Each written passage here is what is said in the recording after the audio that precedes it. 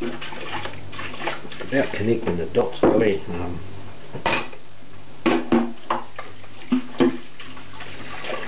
The subject of, you know, subjectivity and objectivity. Often nowadays, especially, subjectivity takes second place to objectivity.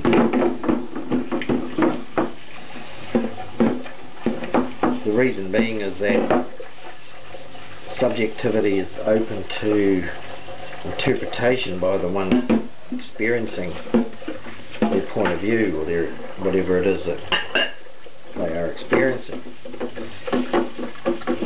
whereas objectivity is open to peer review,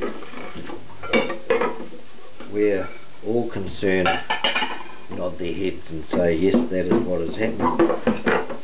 This is the science of it. So science can deal fairly well with objective material. When it comes to the subjective, and especially the subjective immaterial, or how the subjective point of view is interpreting it in their individual mind,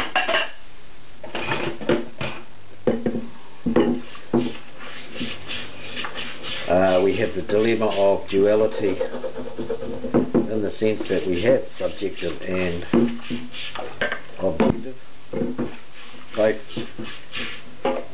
Both states of being are valid, and one should not be placed above the other. So what to do with subjective material? When I want to connect the dots, you have to, in many ways, regard the subjective, the stories that people have to tell. And when you take, say, for example, one subject being astral travel, which is a fairly good subject as far as subjectivity goes, because there are any number of people who will say, who will share their experiences and their stories.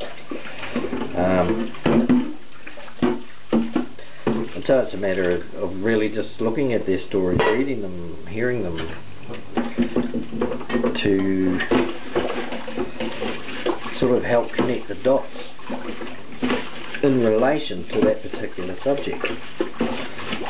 It's a very hard subject to objectively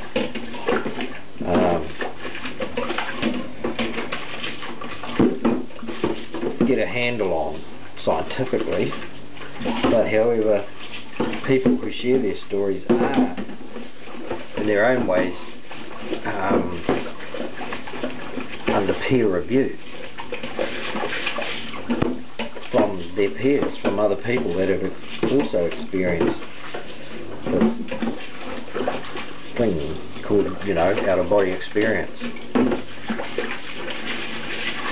Does that mean it's true, all these stories? Well, it doesn't really. I don't know that that's the perhaps the real question to ask, but whether it's true or not, it's a matter of taking it into consideration. Sure, there will be stories, there will be people that share stories, they make them up, there will be that percentage.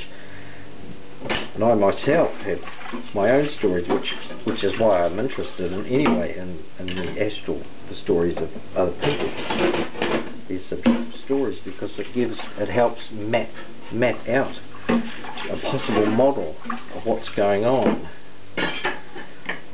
in the more unseen world, subjective experience.